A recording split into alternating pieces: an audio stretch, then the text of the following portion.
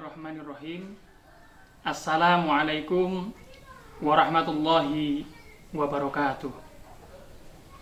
Alhamdulillahirabbil alamin wal aqibatu lil muttaqin wala udwana 'alal dzalimin al kafirin.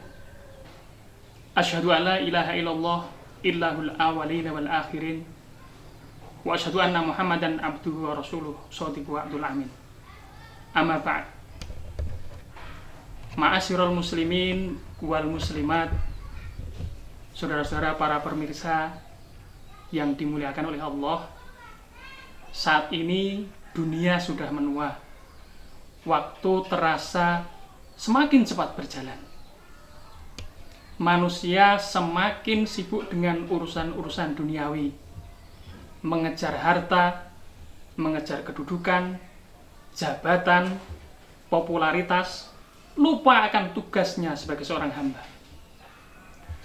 Penyakit hubud dunya telah menjangkiti generasi muslim saat ini, sehingga waktu-waktu luang kita tidak lagi dihabiskan dengan untaian dzikir, majelis-majelis ilmu, kajian-kajian Al-Quran sebagaimana kebiasaan para salafus saleh yang telah lalu. Sayang seribu sayang, Al-Quran sebagai pedoman hidup tidak lagi banyak dibaca, apalagi dipelajari dan dikaji. Al-Quran kita telah dikalahkan dalam tanda kutip oleh kotak HP yang penuh dengan hiburan, tontonan, dan bacaan yang kebanyakan jauh dari tuntunan. Saudaraku, apakah kita lupa bahwa Al-Quran akan memberikan syafaat sehingga mampu memalingkan madharat di hari kiamat bagi para pembacanya? Saudaraku, apakah kita lupa bahwa Rasulullah Shallallahu Alaihi Wasallam pernah bersabda, "Iqra'ul Qur'ana fa innahu ya'ti yaumal qiyamati syafi'an." Rasulullah bersabda, "Bacalah oleh kalian Al-Quran, karena ia akan datang pada hari kiamat kelak sebagai pemberi syafaat bagi yang rajin membacanya." Hadis riwayat Imam Muslim. Ma'asyiral muslimin wal muslimat rahimakumullah. Membaca Al-Quran adalah salah satu cara termudah untuk memperbanyak amal kebaikan demi kampung akhirat, meskipun sulit bagi kebanyakan orang untuk istiqomah menjalaninya. Oleh karena itu, mari kita ambil spirit yang diamanatkan oleh Rasulullah dalam sebuah hadis riwayat Imam At-Tirmidzi, "Man qara'a harfan min kitabillahi falahu bi hasanah wal hasanatu bi asyri amsalihha." Barang siapa membaca satu huruf dari Al-Quran, maka baginya satu kebaikan, dan satu kebaikan itu akan dilipat gandakan menjadi 10 pahala kebaikan. Ma'asyiral muslimin wal muslimat, para pemirsa yang budiman, berdasarkan hadis riwayat Imam At-Tirmidzi yang telah saya sebutkan tadi, alangkah banyaknya pahala kebaikan yang akan diterima oleh mereka yang melanggengkan kebiasaan membaca dan mengkaji Al-Quran meskipun hanya satu rukuk dalam sehari, apalagi bagi yang mampu sampai 1 juz atau bahkan lebih, dan terlebih-lebih lagi bagi mereka yang sanggup menghafalkannya secara istiqomah. Saudaraku, mereka-mereka yang akrab dengan Al-Quran inilah yang digelari oleh Allah Subhanahu wa Ta'ala sebagai sebaik-baik manusia di muka bumi.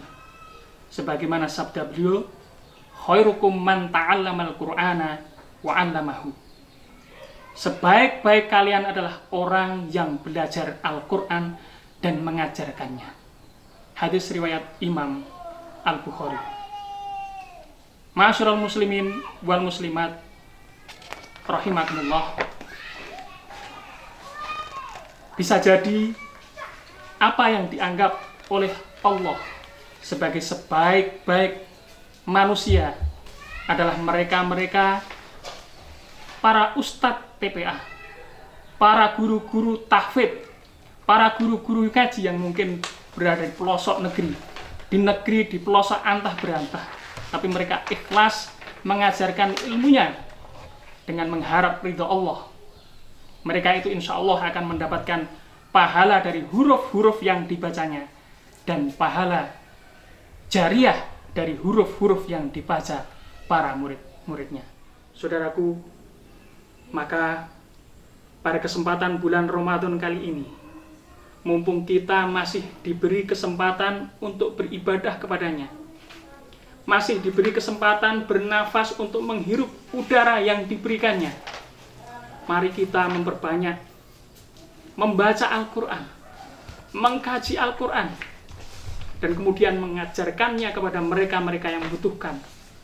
Karena dengan begitu, insya Allah nanti kita akan mendapatkan pahala dari setiap huruf yang kita baca.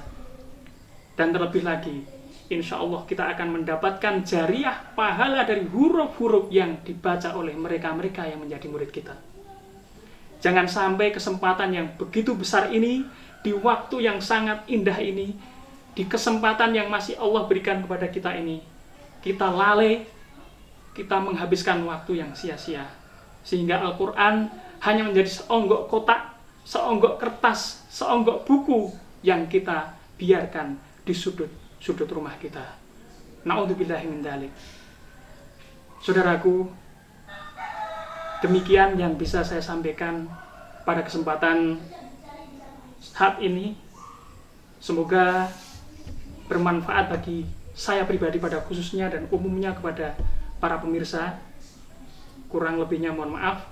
Assalamualaikum warahmatullahi wabarakatuh.